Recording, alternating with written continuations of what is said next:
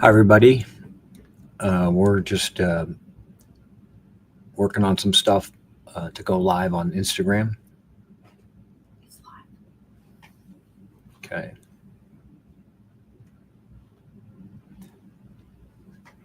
Let's see if there's any. Just have about a minute. Okay.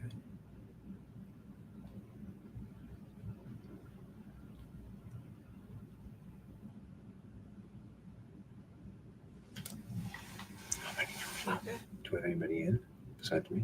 I got a lot of people on Instagram. Okay. It's like it's showing everything's from Instagram. It's 6. Are we? We're live on Everything. on the YouTube. Everything. Okay.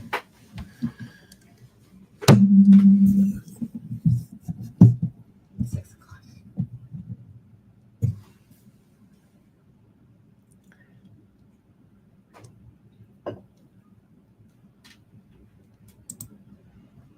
You see that? Yeah. I thought that'd be fun to put up there. Hello, Gloria. Welcome, everybody.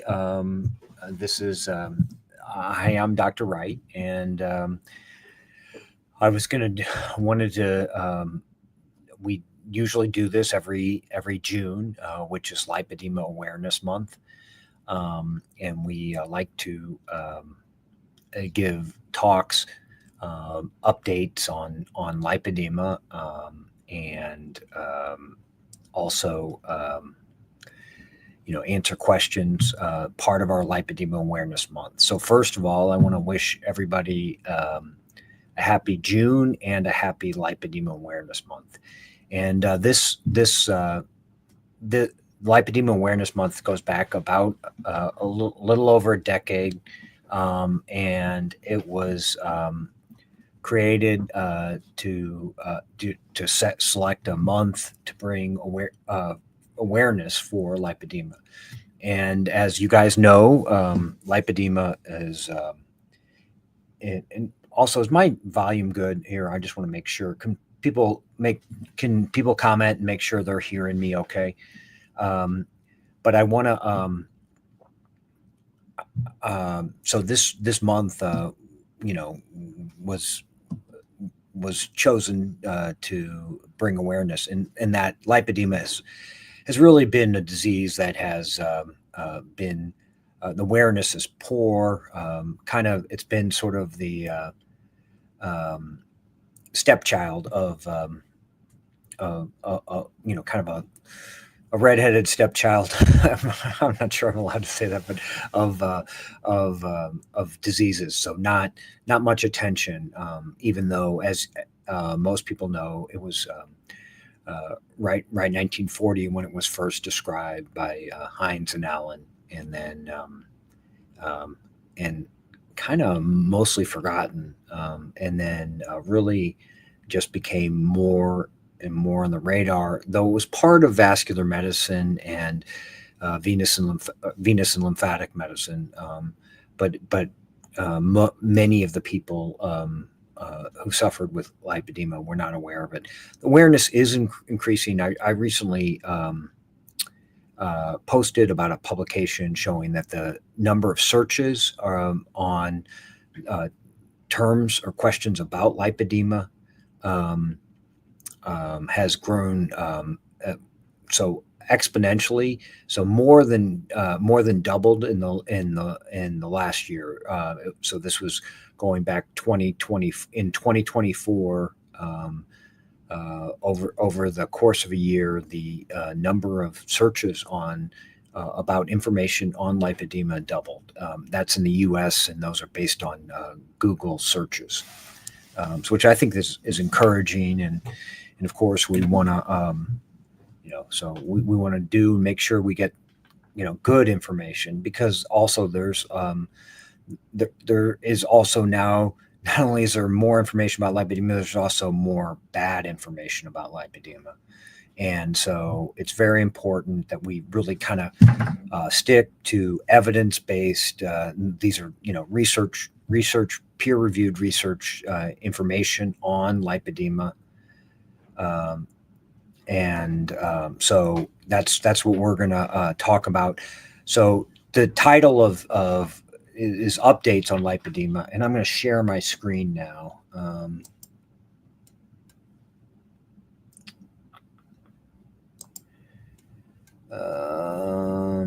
Yep. Let's see which.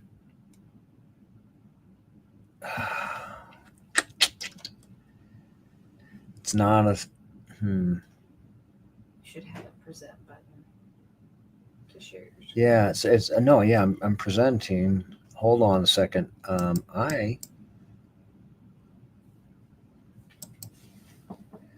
There we go.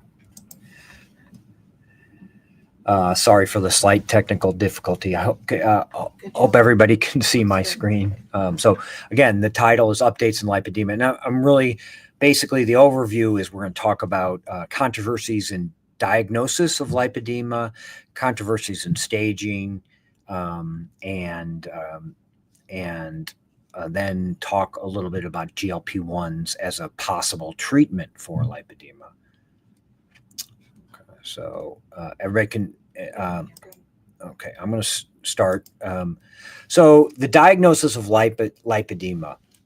So there are probably, I'm aware of 8 or 10 different papers describing the diagnostic criteria. And interestingly, none of the papers are exactly the same on what are the criteria for diagnosis of lipedema. And I'm just going to review kind of the things. There's a lot of overlap. There's a lot of similarity. I don't want you to I don't want to misrepresent that this is not something that we consistently know, but there are differences depending on which publication and which group. For example, the U.S. Standard of Care used its own definition. This definition up here was an international consensus definition, and so it's slightly different. I actually, participated in both of these consensus bodies, and but you get to different conclusions. Depends on, it kind of depends on what you focus on during the consensus meeting, and what you can get consensus on, because different people will agree differently.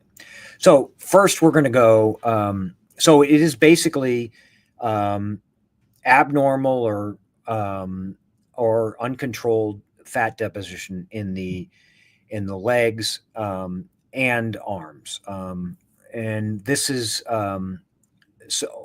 and the symmetric increase. So it's always symmetrical, which is different from lymphedema, and it's disproportionate. So it involves the accumulation of adipose tissue in the extremities is greater than normal. All of them will say that the onset is during hormonal changes. Some will call out puberty, pregnancy, and menopause. Women, it almost exclusively affects women, but there are men. There are some rare cases of men who have lipedema or lipedema syndromes, and progressive with age. I mean, it is not always progressive, but it can be progressive. The most common symptom is actually just like kind of tired, heavy legs, and tenderness to touch. Sometimes it can be frankly painful, but oftentimes it's really not described as pain as much as heaviness. There's easy bruising, and this is probably a sign of capillary fragility. It usually spares the hands and feet.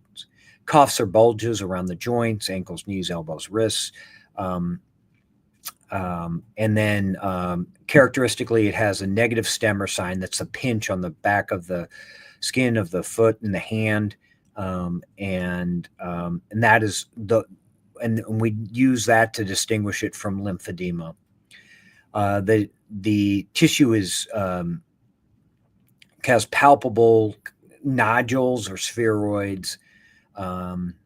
It can be associated with reduced ambulation and decreased social activity. So, a lot of insurers in the U.S.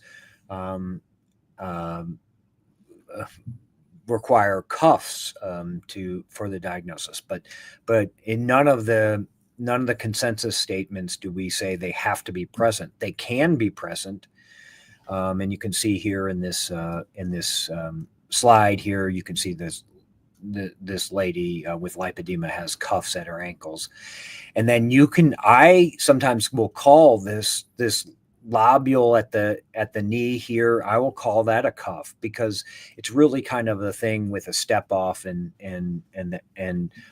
that creates a step off between one area and the next. So it would be hand and wrist, or calf and thigh. That's one thing that comes up, and I have to talk to medical directors at insurance companies to clarify that not cuffs are not necessarily always present.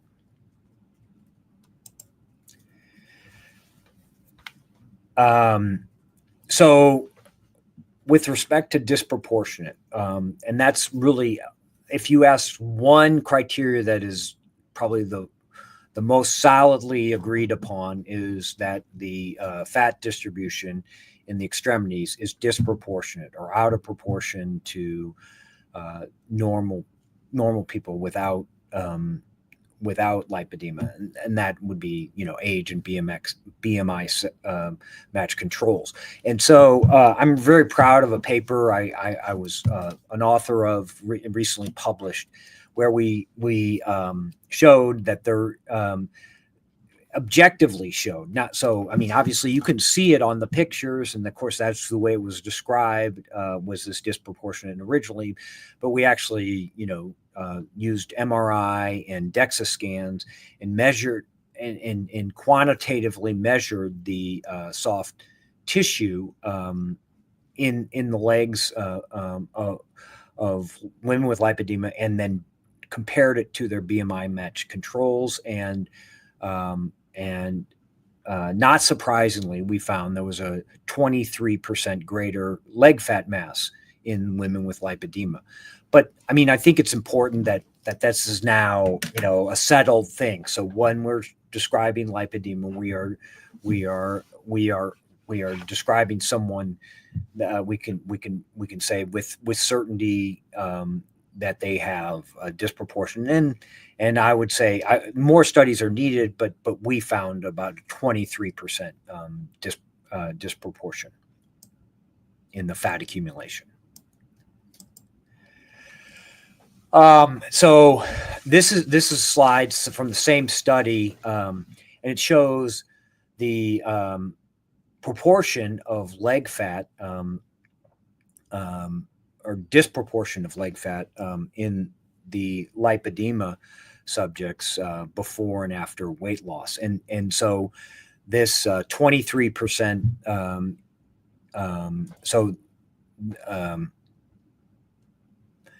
This 23% of disproportionate leg fat mass persisted even after a 10 to 15% weight loss, and so and that is consistent with what patients have been telling us, and we've been seeing as doctors and clinicians. But it was important that we documented. We actually followed them metabolically and followed their weight and the actual MRI and DEXA scan measurements of this, and proved that it remained the disproportion remained relatively stable. Now, please understand they were both the women with without lipedema and with lipedema did lose weight, and they did lose weight in their legs, but the proportion stayed the same, and that's very important. So this is a controversy really across the world. Originally it was described as having a non-pitting edema. I see non-pitting edema, and I use this as part of my diagnosis. Now, there are some. There's a school of people in Germany and Europe that believe there is no edema in lipedema. I don't know what they're talking about. I see every lady I see with lipedema has some edema in their legs or arms, mostly in the legs, but often in their arms as well. And so this is a test. This is a simple clinical test. We also, which is called the Bjork test, with our bow tie test, and you can just pinch and squeeze in a normal person. You can pinch and squeeze the skin, make a wrinkle as a bow tie, and that's when there's no edema. And in my lipedema ladies, I see almost all of them in their legs somewhere. I'm not able to pinch and crinkle the skin because of edema. Now, I also have a lot of evidence from bioimpedance and other measurements, and we've looked at, and actually there's MRI evidence of edema, but believe it or not, this is a big controversy, especially in Europe, and especially between the European and American and doctors.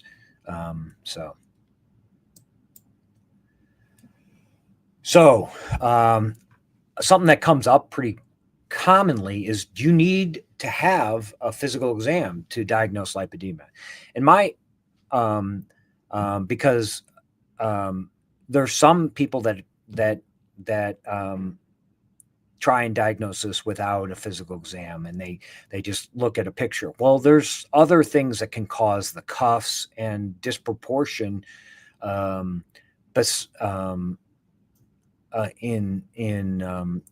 someone's appearance besides lipedema, and those include lymphedema and obesity. And there's actually some other fat disorders that can do that. They're rare, but they certainly can occur.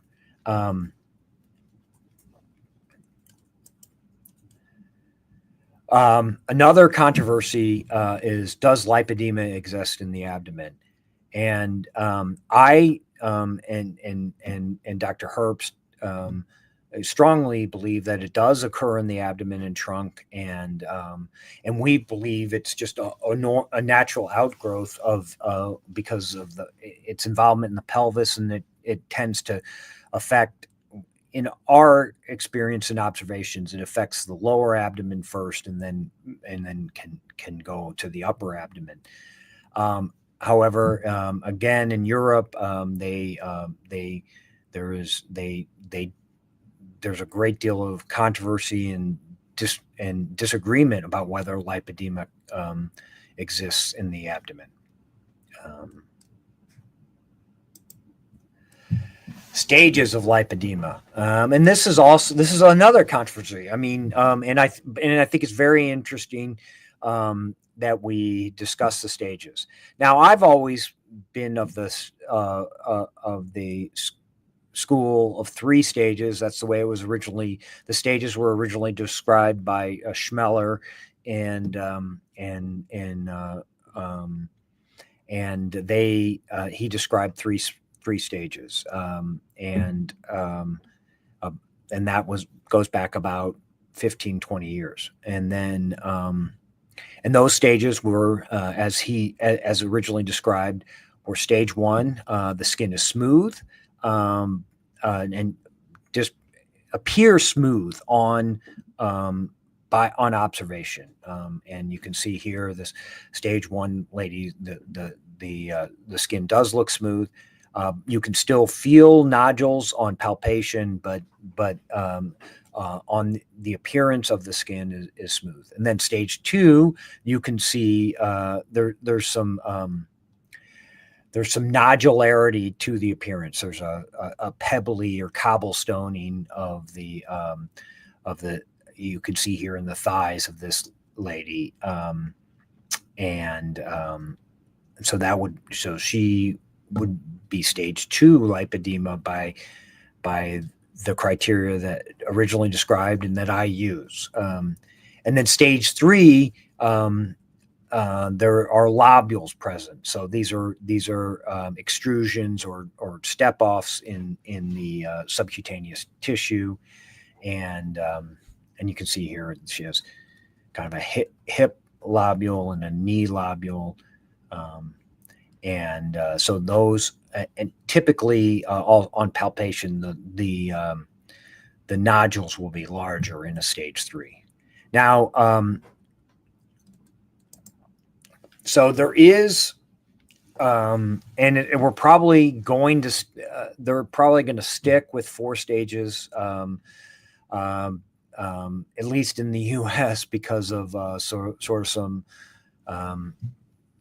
complicated, honestly, kind of political things that some people say they're basically where the tissue is even more lobulated in stage 4.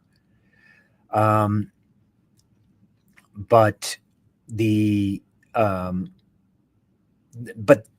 stage 4, I'm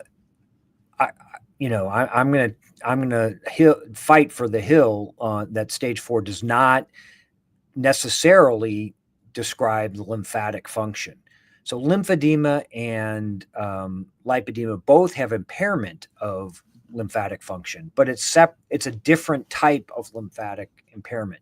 So lymphedema always has some obstruction of the lymphatic vessels or absence of lymphatic vessels, whereas lipedema, the impairment of lymphatic function, is earlier in the pre-lymphatics, in the tissue, in the interstitial tissue.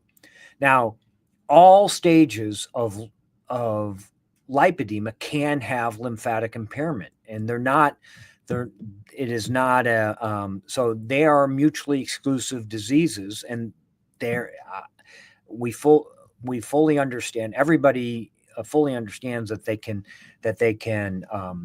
affect each other, but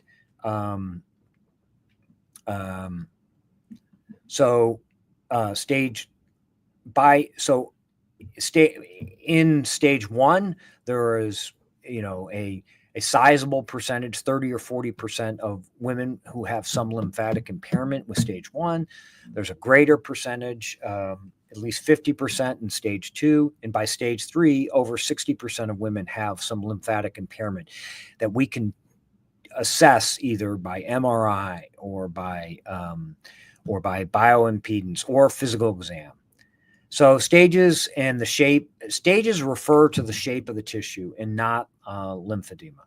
And now stage 4 is probably going to here to stay, but it doesn't necessarily mean that there's lymphedema, secondary lymphedema, though the vast majority of people in stage 3 and 4 have lymphatic impairment. I'm going to end just some talk about GLP-1 agonist medications as a possible treatment of lipedema. And so there really currently is no medical treatment. I mean, obviously compression, diet, anti-inflammatory diet that emphasizes low refined carbs, healthy diet is always important. Medical grade compression has been shown to help lipedema symptoms and even lead to slight decrease in limb size, and as well as decreased pain.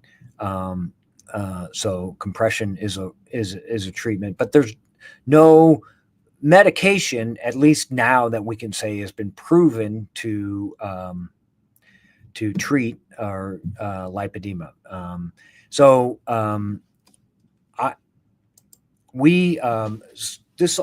I got interested in this because patients shared with me their effects of their when they started on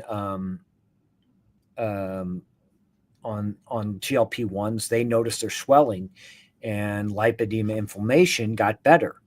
And so I'm going to share with this. This is a patient who had pain and swelling in her arms, despite wearing compression every day. And you can see here her hand is swollen, quite swollen. And then she started a GLP-1 semaglutide at 1 milligram, and then within 3 days of starting it, the swelling greatly improved. Well, that's just, again, this is what got me going and thinking about this. So here's another. So she was having the lipedema surgery, and she had to stop her medications for a week, or 3 weeks, and then after her surgery, she was able to restart it, and within 1 day of restarting the medication, her swelling greatly improved. So that got us going. So no, I've been looking at this. I've been prescribing it for my patients, and following to see if it is going to help them. And I'm going to share a little bit about that. So a little more about GLP-1 medication. So they were originally developed for diabetes, and they have many other benefits than their effects. I mean, obviously most people know they cause weight loss. They can cause up to 20% of, or so have been shown to result in a 20% weight loss in some patients. And they've also been shown to improve cardiovascular and hepatic health, treating, lowering the risk of heart attacks, strokes, treating fatty liver, lowering the risk of kidney failure and liver failure. And then we had these patients reporting the decreased swelling. So we looked at this. So we started studying that, and we started asking them. We started having them weigh themselves, and we, using bioimpedance, we measured their subcutaneous fat and visceral fat. We found their weight. They were able to lose about 8% body weight, and about 8% and that was about 8% of that was sub-Q fat. So that was proportional weight loss. Their visceral fat actually did decrease more, and their skeletal muscle mass increased. The percent of skeletal muscle mass increased.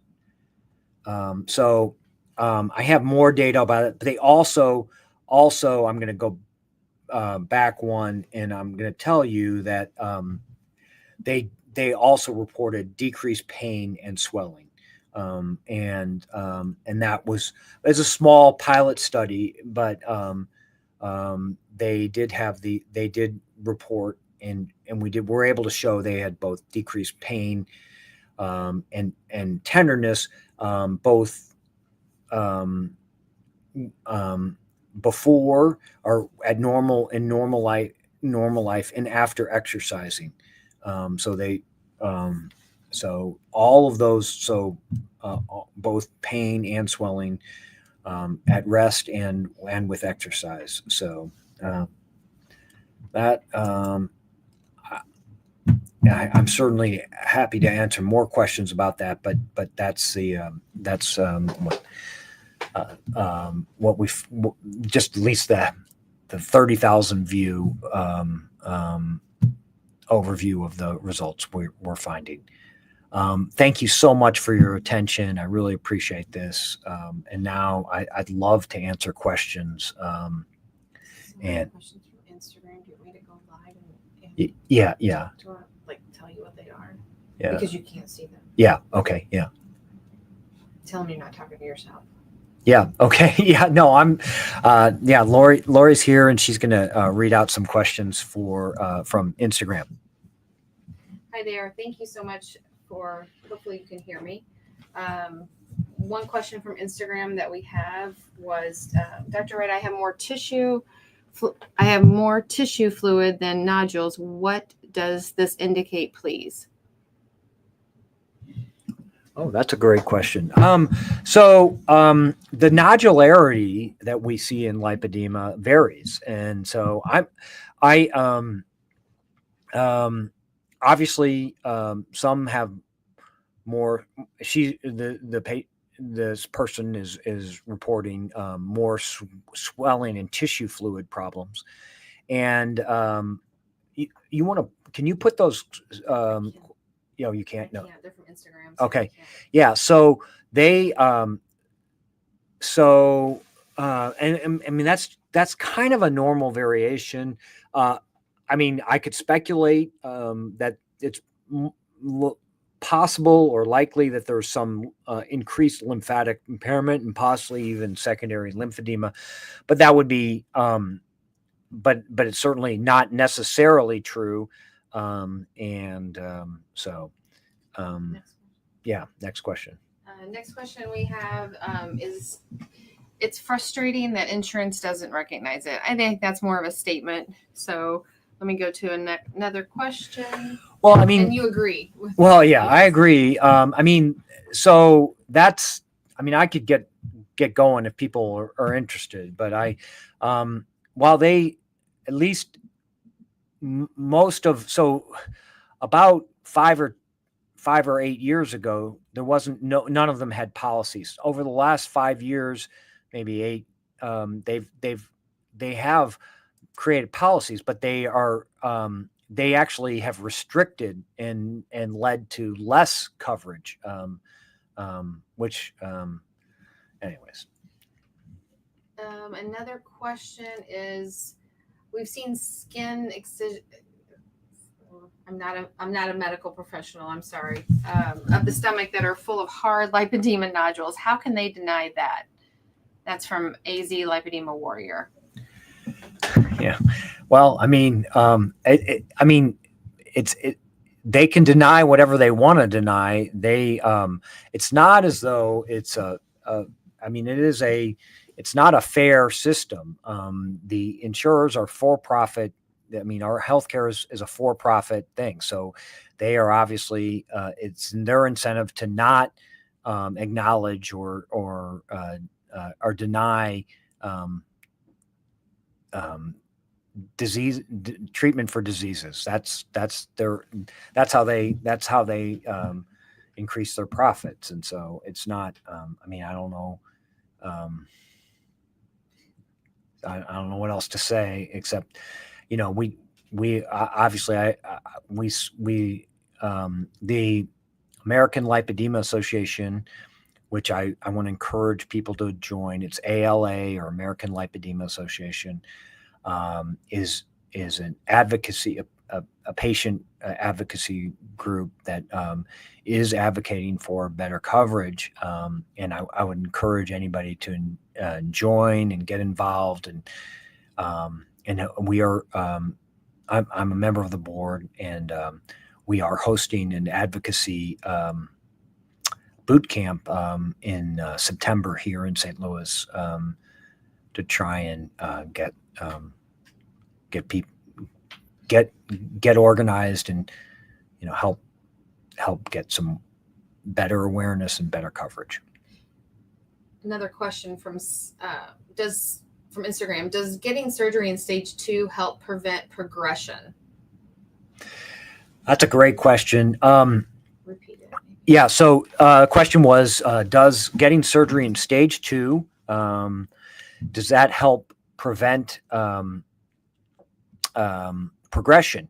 And so from that consensus document, it certainly lipedema reduction surgery, which is sometimes called liposuction, but it's a different. Again, that's a different.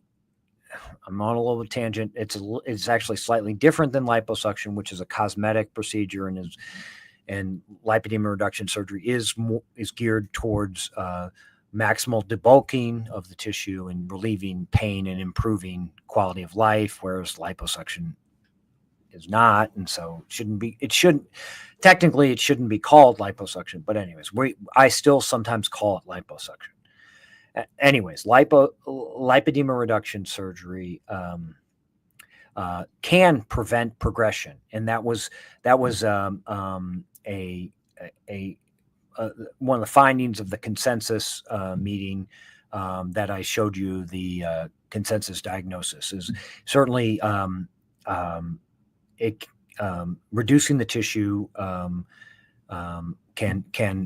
can cause regression, so you can go to an earlier stage through the lipedema reduction, and also lipedema reduction surgery can prevent progression. Now, I'm going to say there's also a really great paper that was published by Isabel Cordero, and she followed. She and her team followed women with lipedema, and they found that over about a decade, and they found that women who did gain weight, so who the more weight gain was associated with also progression of their disease. So I think yes, lipedema reduction surgery can cause regression and prevent progression, but also there has to be a maintenance of your body weight and not allowing significant weight gain, which can also lead to progression. One on your screen. Can you want to read that? So the next question, I'm just going to read it. You say stage 4 is here to stay. Does that mean it's pointless to seek interventions besides? No, I'm so sorry. Please, Kathleen. No. What I mean is that the idea that that there is a stage 4. So I basically I was of the camp that only thought there were 3 stages to lipedema, but what I'm saying is we are now so I'm working with with Dr. Herbst and getting an ICD-10 codes for lipedema, and we initially put in for just describing lipedema with 3 stages, but now it appears as though it is going to be described with 4 stages. But that does not mean that necessarily that that there's it should not that whether that stage 4 or any stage should not be treated. So I'm glad. Thank you for yeah. So how is next question is from Mom Son is how is lipedema in the abdomen confirmed? Well, by exam. I mean, that's the only way we have to diagnose lipedema at this time. And we, by its swelling and it is, of course, so obesity is characterized by visceral fat enlargement, and lipedema is a subcutaneous So it's hard to say for sure 100% that if there's increased subcutaneous fat in the abdomen, that it's only from lipedema. But if lipedema is present and it is and the increase in subcutaneous fat is out of proportion, including in the abdomen, then I believe it's lipedema tissue, and of course we go by the nodular consistency and the swelling, but this is controversial, and also, you know, in the U.S., many of the insurers will not acknowledge that lipedema exists in the abdomen. So, Dr. Wright, we have a question from Instagram. Can you diagnose via a virtual appointment? Well, I mean, the answer is Restate the question. yeah. So the question is whether you can diagnose via virtual appointment, a virtual visit over Zoom, etc. Can lipedema be diagnosed? I mean, a purist and people who see multiple misdiagnoses, like myself, I would say no. You can say that you are likely have lipedema, but with 100%, there's no way you can be 100% assured that it's lipedema without a physical exam. And I also believe there should be other tests to rule out other conditions, because not every large or swollen leg is from lipedema. And I think some people are, I feel like, a little overzealous in the diagnosis of lipedema without carefully eliminating other possibilities.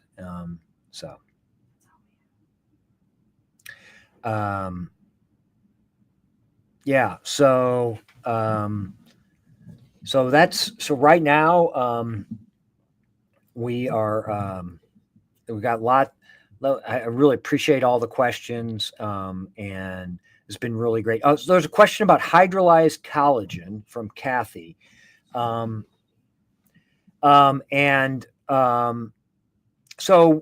there is an increased prevalence of loose connective tissue with lipedema, somewhere between 60 and 80% in my observation in clinic, that we have hypermobility, and the question is should collagen supplements, are those helpful or effective?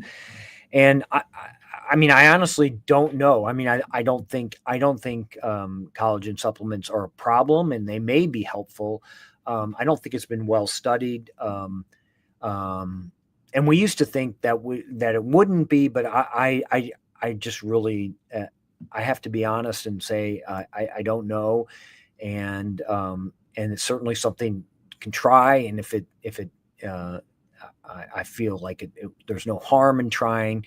And then if it helps, maybe this should be something studied.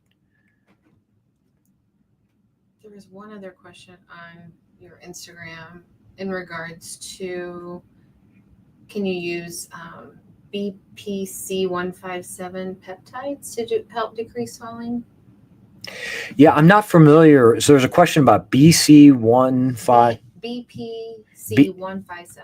BP157 peptides, and I'm not an expert or very familiar with BC peptides. BPC 157. BPC 15. So I must confess I just don't know. Okay, well, looks like that's all we have. I really appreciate everybody's attention, and if there's additional questions, you can obviously reach out to us, and contact us. We through our website, which is lipedema.net. and we have a contact, and I do answer questions from there. All right. So thank you very much. I want to wish everybody a happy Lipedema Awareness Month, and wishing everybody the best of health. Thank you for your attention. Oh my God. Trying to end this. Trying to. Other side. You gotta go to the stream. Oh, crazy.